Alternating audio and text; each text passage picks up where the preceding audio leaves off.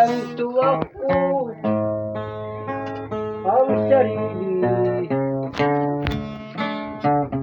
pagkatao ko ay may nakasabi.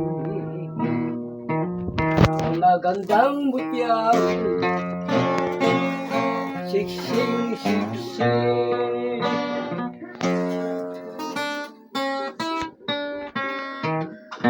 habang kaming dalawa'y nanunuko,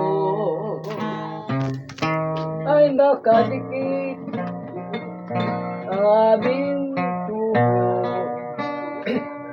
Lumigayaya rin aking loob, habang nalulod